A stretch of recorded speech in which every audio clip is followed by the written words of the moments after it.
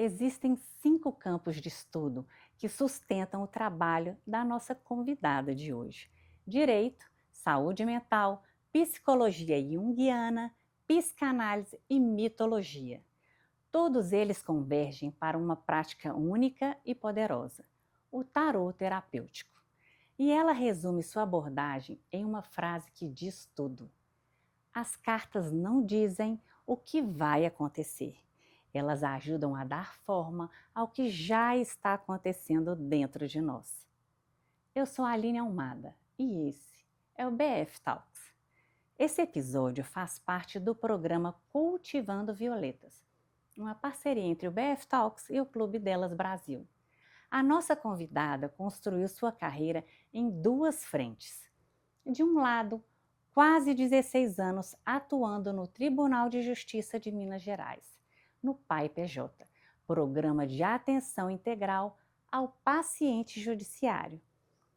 De outro, mais de 20 anos mergulhada no tarô terapêutico, como mestra, formadora de profissionais e criadora de um oráculo próprio.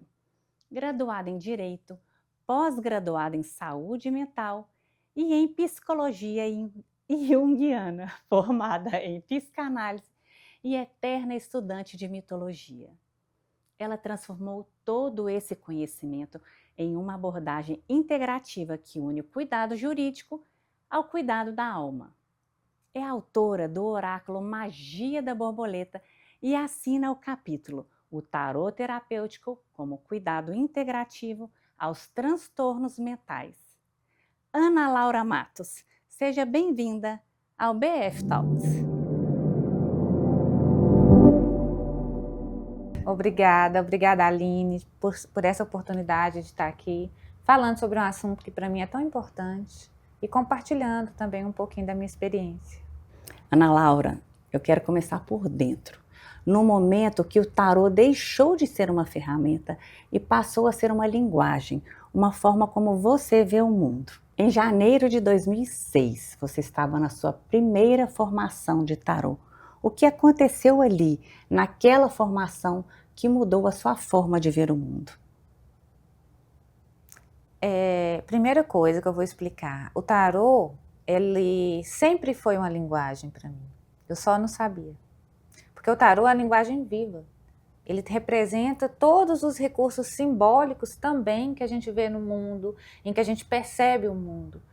Então, em janeiro de 2006, eu apenas trouxe uma simbologia consciente para essa linguagem, através do aprendizado do tarô, porque isso sempre aconteceu comigo antes, né? A partir do momento em que eu consegui processar e trazer para minha consciência essa linguagem de uma forma em que eu conseguia também me ver de uma outra forma, eu falei, eu quero aprender isso e trazer também essa linguagem tão profunda para as pessoas que se sentirem em ressonância com essa verdade. Porque o tarô é uma verdade, mas que a pessoa precisa querer acessar, porque ela é muito profunda.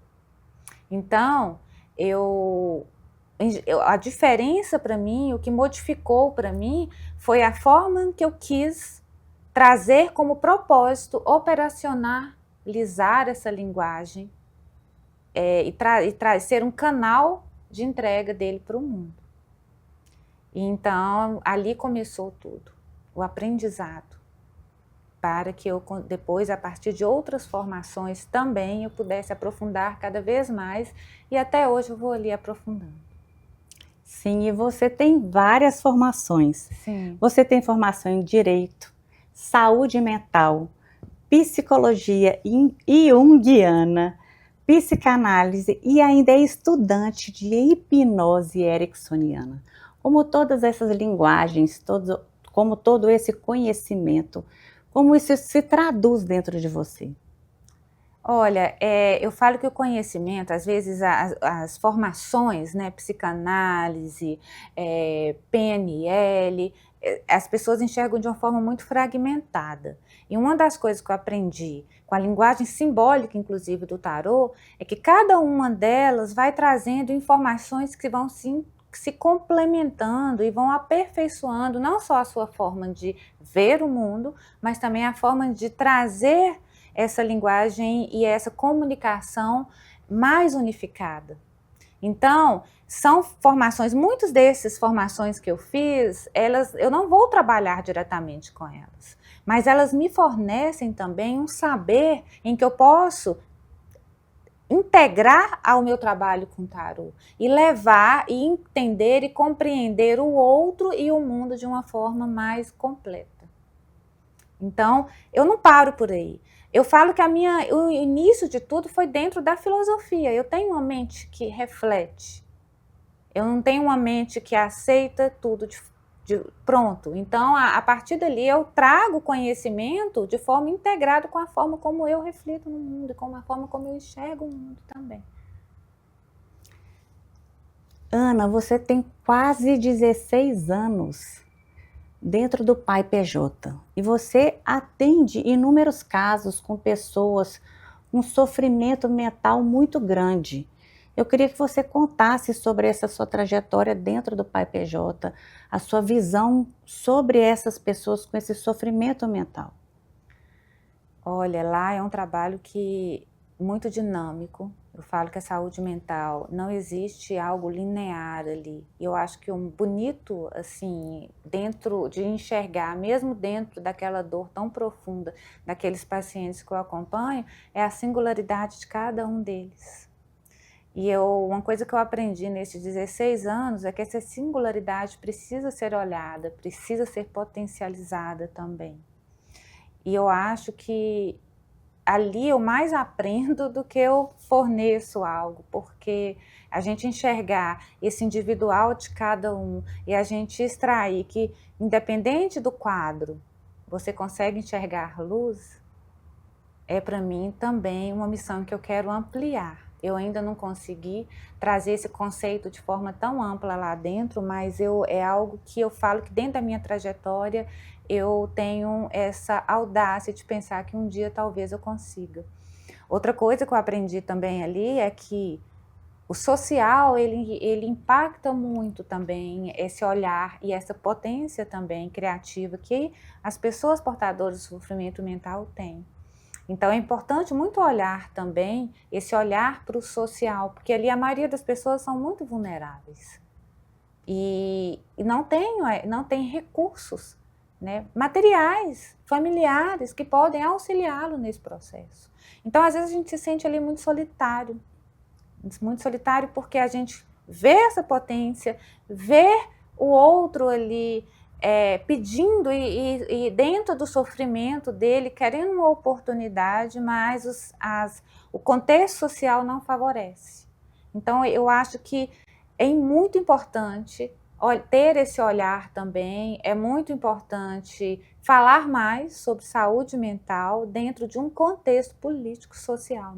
Porque ainda também existe muito preconceito por trás, existe muita fala distorcida, um olhar distorcido dentro de pessoas que poderiam, né, assim, de pessoas que poderiam trazer também muita criatividade ao mundo. Ana, dentro desses 16 anos de Pai PJ, quais são os preconceitos que você vê em relação a quem tem esses problemas graves de saúde mental? Lá dentro, eu não vejo preconceitos, porque ali a gente está lidando com pessoas que lidam, né, com o sofrimento mental o tempo todo. Mas fora, até quando a gente fala que trabalha, né, com paciente judiciário, as pessoas assustam, achando que são pessoas extremamente perigosas, que são pessoas que não trazem nada, que não têm a capacidade de trazer nada de bom ao mundo.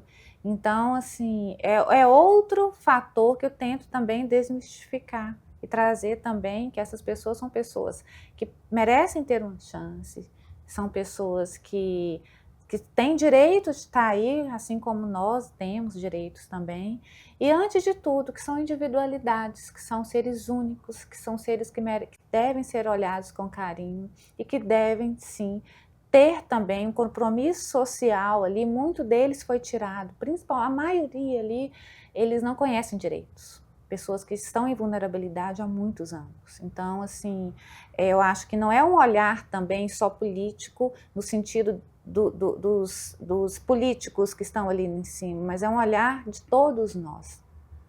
Então, é uma coisa que eu tento trazer, eles estão aí, assim como nós estamos, a saúde mental precisa sim, é uma responsabilidade de todos nós. Então vamos parar de enxergar dessa forma como seres incapazes e começar a enxergar como pessoas potentes, pessoas que estão aí, pessoas que podem trazer muito de bom e novo ao mundo. Sim, Ana, a gente percebe que é um preconceito bobo e que as políticas públicas poderiam contribuir muito para diminuir esse tipo de preconceito. E agora, voltando um pouco para o tarô, você também dá aulas, você ensina, você é uma educadora. E qual que é a diferença de quando você está ensinando para um aluno essa ferramenta, esse método, essa linguagem, para quando você está atendendo aquela pessoa que chega com uma dúvida, querendo uma solução, querendo uma direção? Olha, são duas coisas bem maravilhosas, viu? Eu falo que eu me encontrei atendendo no tarô e vendo a transformação ali do olhar, da visão das pessoas que me procuram, mas também o ensinar é como se fosse propagar uma verdade que para mim foi tão transcendental.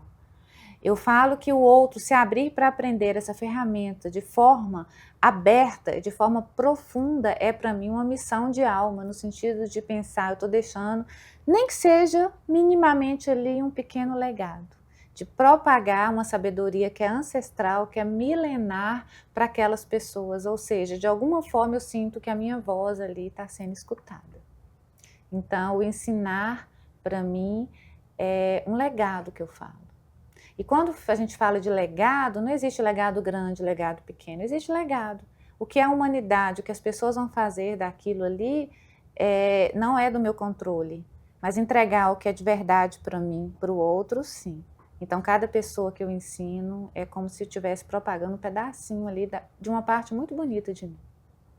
E o tarô são cartas. Cada carta é um arcano. E arcano vem do latim arcanum, aquilo que está oculto. Quero que você explique o que essa linguagem traduz e como ela traduz aquilo que está no oculto. O oculto, a gente conhece, mas a gente não sabe que está ali, né? E é isso que funciona dentro do tarô. Na verdade, o tarô ele vem mostrar o que está dentro de nós, mas que ainda a gente não trouxe para a mente consciente. Mas está lá.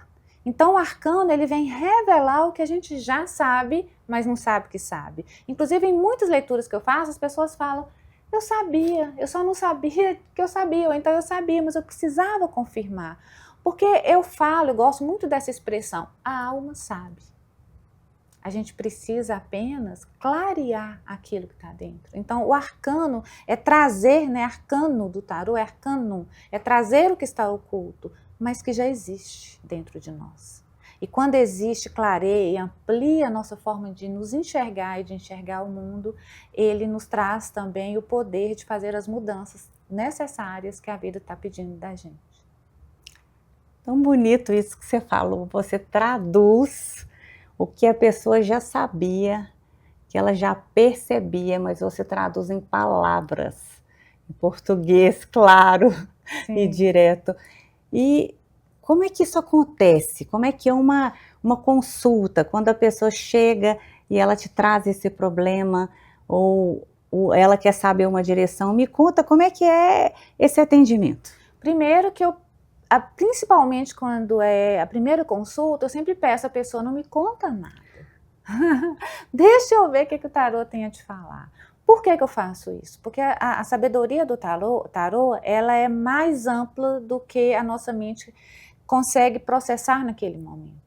Então, às vezes a pessoa acha que tem uma situação incomodando, e isso eu já vi várias vezes dentro de uma leitura, e quando eu faço uma leitura de tarô, aquela situação inicial que trouxe aquele incômodo, na verdade, ela é um derivado de algo muito mais primário. Então, quando o tarô vem trazer, às vezes, aquela pergunta inicial que a pessoa queria trazer foi respondida de uma outra forma, dentro de um outro contexto. E isso traz alívio. É como se a pessoa falasse assim, é como se ela se visse no espelho, naquele espelho cristalino, pela primeira vez. e falar assim, meu Deus, é isso, como que eu não tinha entendido? Então, não que a pessoa não precise, não que, se a pessoa fizer questão de me falar ali na primeira consulta e tal, pode, mas não é necessário. E eu falo isso para a pessoa, fique à vontade, mas deixa eu olhar primeiro o que o tarô tem a te dizer. Depois a gente vai olhar todas as questões que você quiser. Então, esse impacto inicial, assim, de se ver dentro desse espelho das cartas, eu acho muito fundamental.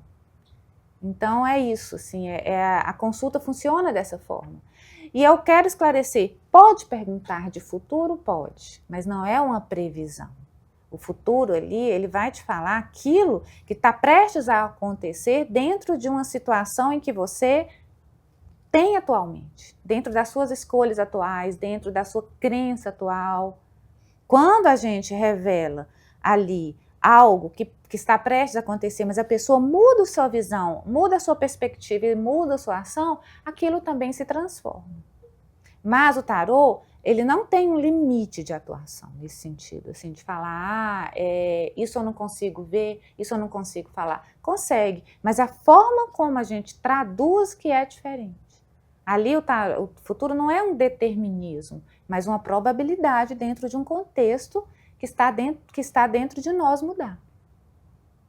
Então, é isso. Então, assim, primeiro uma leitura ampla, geral, e depois perguntas e respostas.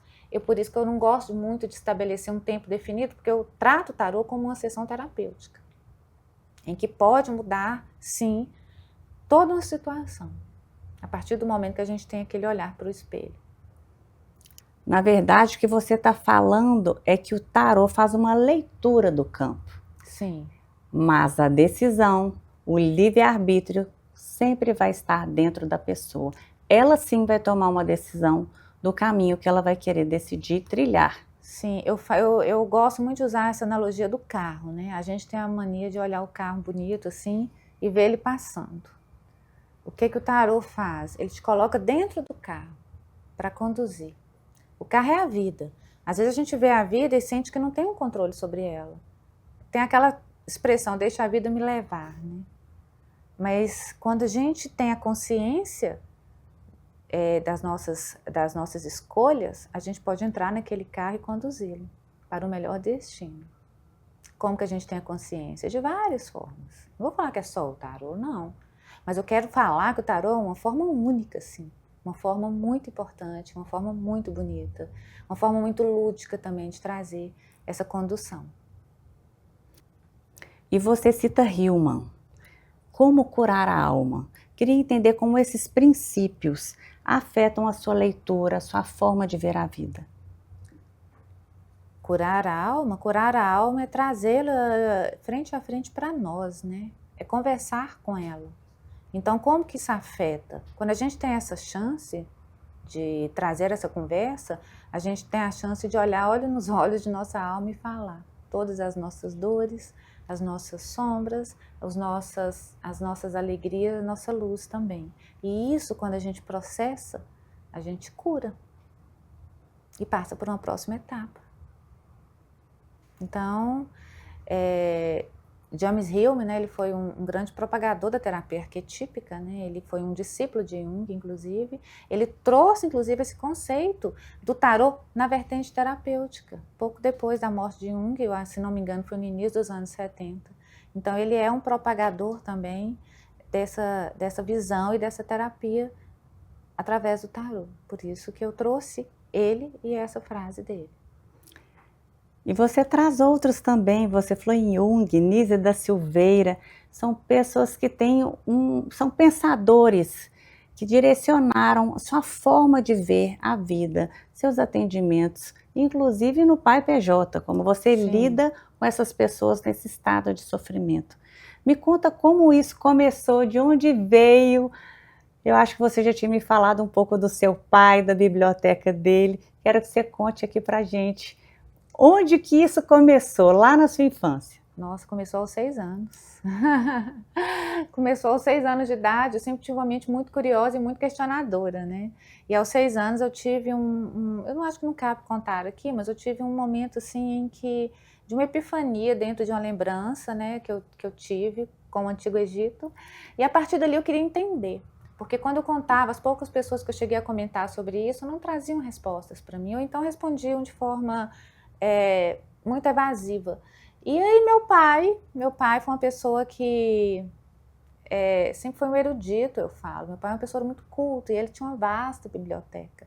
Eu falei, bem, eu vou começar a ler, eu vou começar a buscar respostas, né? O que eu tenho agora são esses livros. Eu morava no interior, era uma criança, então eu comecei a ler muito. E meu pai, ele tinha uma coleção completa de um filósofo, que anos depois eu descobri também que era um simpatizante de Carl Jung, ele chamava Hermann Hesse. É um filósofo que traz muito esse contexto espiritualista também. E eu me apaixonei pelo Hermann Hesse desde muito cedo, assim, com 8, 9, 10 anos já lia O Jogo das Contas de Vidro, Siddhartha é um livro dele, mas vários livros dele, e ele, apesar de ser muito criança, ele me instigou muito nessa procura e nessa busca, principalmente porque ele também tem uma linguagem simbólica, e eu me identifico muito com essa linguagem. Então começou daí. Eu falo que ali foi plantada a semente. Então, de Hermann Hesse, eu desenvolvi esse hábito da leitura, comecei a ler muitos contos e lendas dos irmãos Grimm, que também todos os contos, as lendas, as fábulas, elas são fábulas que são histórias ali que traduzem a alma humana. E aí, sim, aí eu mudei para Belo Horizonte, eu tive mais acessos a mais informações.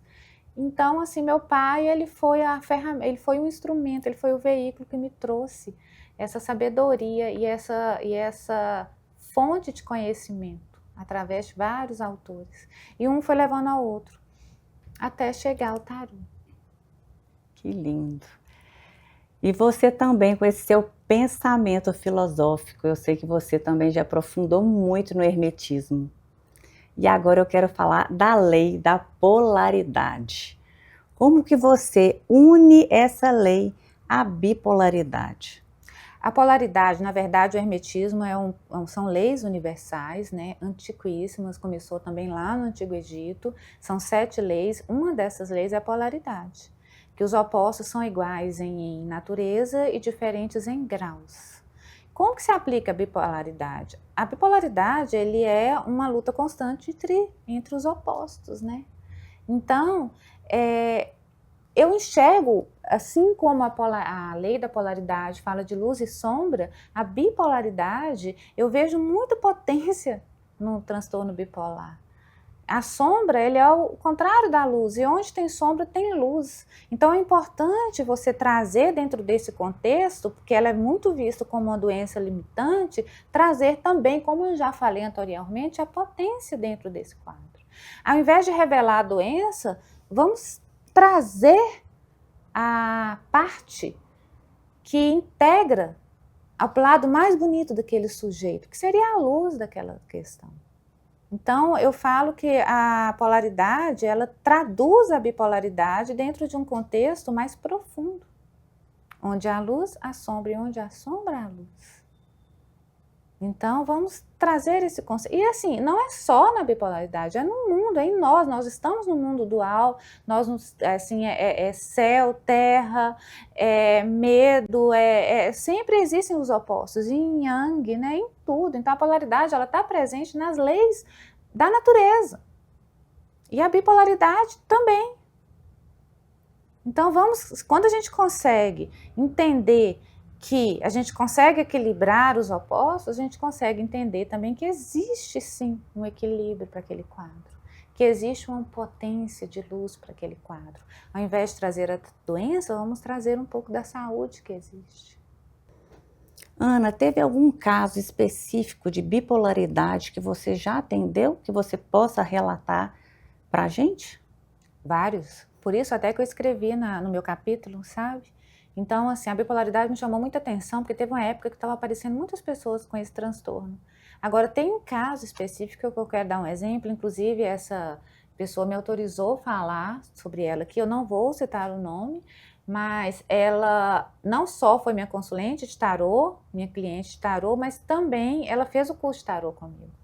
E durante o curso de tarô, saía muito o arcano 18, que é o arcano da lua. A lua, ela fala muito dessa ambiguidade emocional, fala de confusão mental, fala sobre isso. E eu me recordo que no decorrer do curso, a gente sempre fazia uma parte prática e saía a lua para ela, e ela foi ficando muito curiosa com relação a essa questão. E, inclusive, eu não me recordo se foi para o ano de 2025 ou se foi para o ano de 2026, saiu o ano que vai reger, né, o arcano que vai reger o seu ano é o arcano da lua. Então, é um ano que você precisa muito olhar para as suas emoções. Ela me contou, e isso tem pouquíssimo tempo, a gente estava numa conversa, e ela me contou que aquilo trouxe muita curiosidade a ela. Ela falou, eu vou procurar uma ajuda, um auxílio, né? Vou procurar uma neuropsicóloga e vou me estudar mais, porque essa lua está me chamando a atenção. E ela falou que dentro de um laudo muito difícil de diagnosticar, ela foi diagnosticada com bipolaridade tipo 2. Ela fala isso na página dela de uma forma muito até bem-humorada. Ela também trouxe, tem a missão, né? Ela me falou que de trazer de uma forma mais leve e de mostrar que você pode estar ali no mundo produzindo e trazendo consciência às pessoas, apesar de. E eu te falo que não é nem apesar de, é com isso. Não é apesar, é além disso. Porque nada como falar de algo para aquela pessoa que vive aqui. Então, assim, esse foi um exemplo que eu, na hora que ela me contou, eu já estava com o podcast marcado, eu falei, gente, que lindo ela trazer, ela ressignificar a seu própria emoção, né, com o tarô. O tarô foi a semente que fez com que ela buscasse. Então, assim, eu quero, inclusive, frisar que o tarô é uma terapia integrativa, ela não vai substituir um laudo, ela não vai substituir um tratamento médico, não vai substituir um tratamento psicoterápico, mas tem muito a trazer de informação, e tem muito a trazer de informação profunda.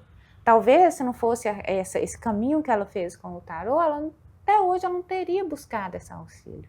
Então o tarô, e eu falo que o tarô tem muito essa função de cortar caminho, de mostrar ali um ponto, de mostrar ali uma sombrinha e de mostrar também uma luz ali.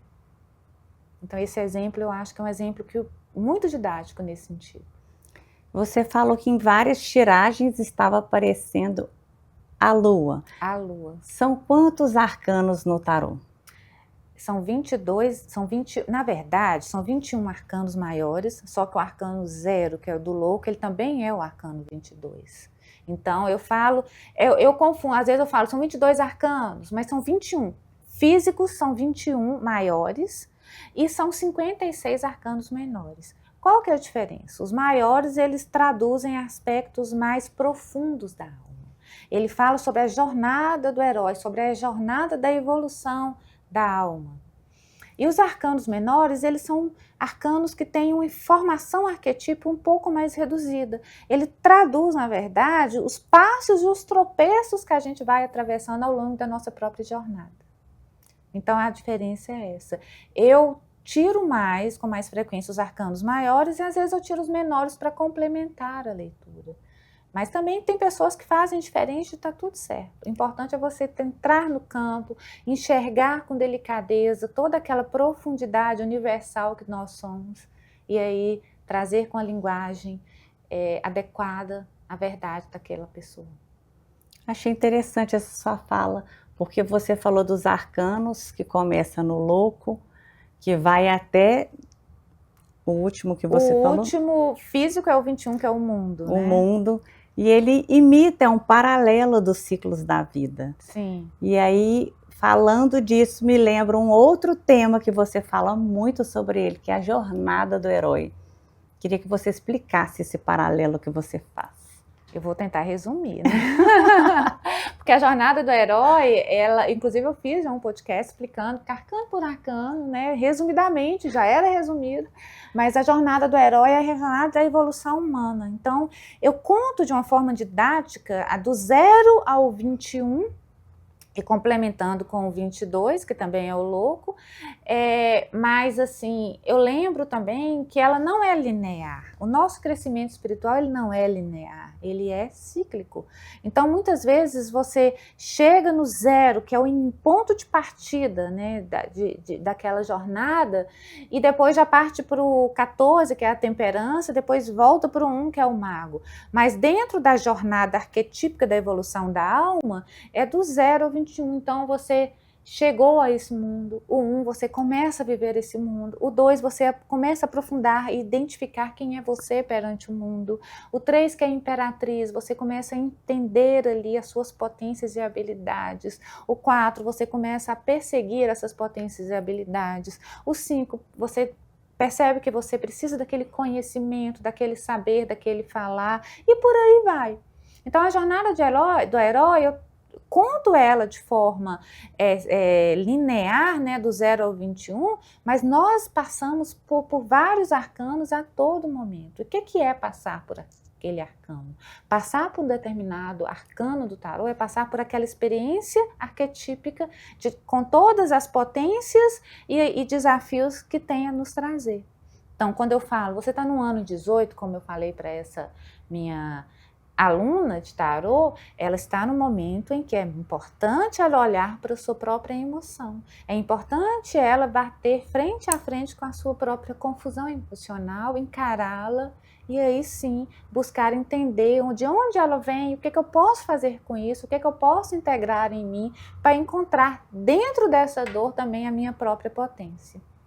Já quero saber qual é o arcano do meu ano, já vou marcar uma consulta. E Ana, você também criou um oráculo, Magia da Borboleta. O que estava dentro de você que precisou virar o mundo em forma de linguagem? Me conta como é que foi isso tudo, de onde veio? Ele veio dessa minha vontade que eu tenho de trazer o oráculo para o mundo. E trazer o oráculo, praticamente a magia da borboleta, foi basicamente trazer de uma forma reflexiva e filosófica, porque eu amo a filosofia, eu amo o pensamento reflexivo, ele que me salvou de muita coisa.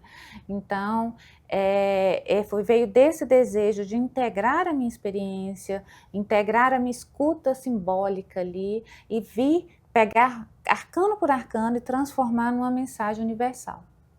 Uma mensagem que a pessoa pode pegar uma carta ali, pode ler, enxergar uma mensagem e trazer aquela mensagem dentro daquele textinho para a vida dela. Eu falo que eu devolver aquela pessoa, aquela mensagem para aquela pessoa, para que ela tire as próprias conclusões e para que ela consiga revelar dentro de si, da linguagem dela, aquele conselho. Ana, eu quero que você olhe agora para aquela câmera e fale com uma pessoa que tem sentimentos dentro dela que ela não consegue traduzir. Ou mesmo uma pessoa que está buscando uma direção e fica com aquele medo, não sabe qual decisão tomar. O que você falaria para ela? Eu falaria que a sabedoria está dentro dela. E que se ela olhar com carinho e com delicadeza, ela vai encontrar aquela resposta. E eu falo com ela o que eu falo sempre para as pessoas: a vida é um oráculo, observe o que te acontece. Ali você vai encontrar muitas respostas, muita sabedoria e muitos caminhos ali claros. Olhe para si sobretudo. E se tiver dificuldade de olhar para si, busque ajuda, não demore. Mas lembre-se, a resposta sempre está dentro. O fora revela o que está dentro de nós. Nós somos espelho. Que lindo e profundo.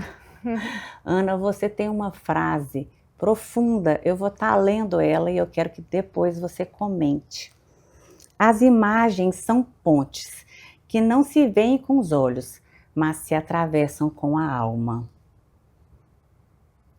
As imagens, elas são um caminhar, né? As imagens, na verdade, do tarô, elas são linguagens universais, que se atravessadas com vontade, desejo e com intenção, vai trazer também a linguagem individual.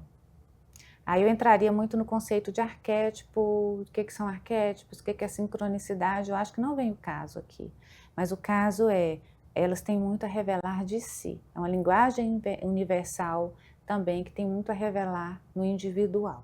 Por isso elas são pontes. Ela fala que as imagens são é o veículo que traz o ego, que transporta o ego para a alma. Por isso que são pontes. Muito interessante isso. E a gente fica curioso para saber mais e ouvir mais, porque é muita profundidade, são muitos conhecimentos, e que você acaba que lê um pedaço da alma daquela pessoa, o que ela está sentindo naquele momento. Ana, todo mundo que vem gravar um episódio aqui com a gente, nesse estúdio, que senta nesse sofá, eu sempre faço uma pergunta. O que move o mundo? Essa pergunta, eu acho ela muito interessante. Normalmente, quando a gente escuta essa pergunta, o impacto inicial é de falar o que move o mundo é a fé, é o amor. Mas sabe, Aline, eu acho que o que move o mundo é a falta. A falta. Lacan fala que o desejo é o desejo do outro. O que é isso? A falta é aquilo que a gente precisa buscar. E quando a gente busca algo, a gente precisa caminhar. A gente precisa percorrer um caminho. Se a gente não sentisse falta de nada, a gente estaria estático. Só que a falta, ela nos traz exatamente o vazio que faz com que a alma busque por algo. E a gente buscando, a gente atravessa uma experiência. Então, é isso, é o desejar. E antes de pensar que a falta é uma deficiência, na verdade, a falta é uma potência. Porque através da falta, através disso, a gente percorre um caminho, a gente conhece pessoas, a gente busca algo que faz sentido para nós. Ou a gente busca até o sentido que a gente ainda não sabe que existe. Então é a falta que move o mundo. Sem ela, a gente não evolui. Ana fez um oráculo Magia da Borboleta e também acabou de escrever um capítulo do livro Cultivando Violetas. Se você está curioso para conhecer esse capítulo dela e de outras coautoras, eu vou te convidar agora a baixar o aplicativo do BF Talks na Google Store ou na Apple Store. E nós criamos uma corrente, um elo, onde une cada uma dessas histórias através de uma pergunta. Uma coloca essa pergunta para a outra e a Ana vai responder agora a pergunta que ela recebeu.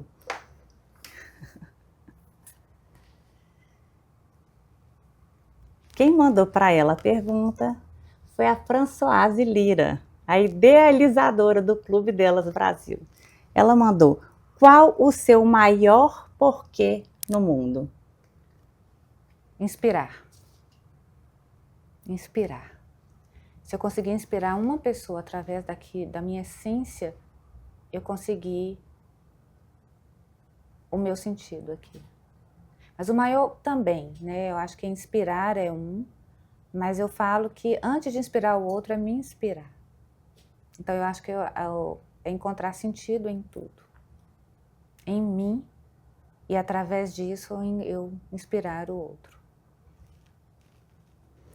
E agora eu convido você a deixar uma pergunta para a Ana Paula, que vai ser a nossa próxima convidada.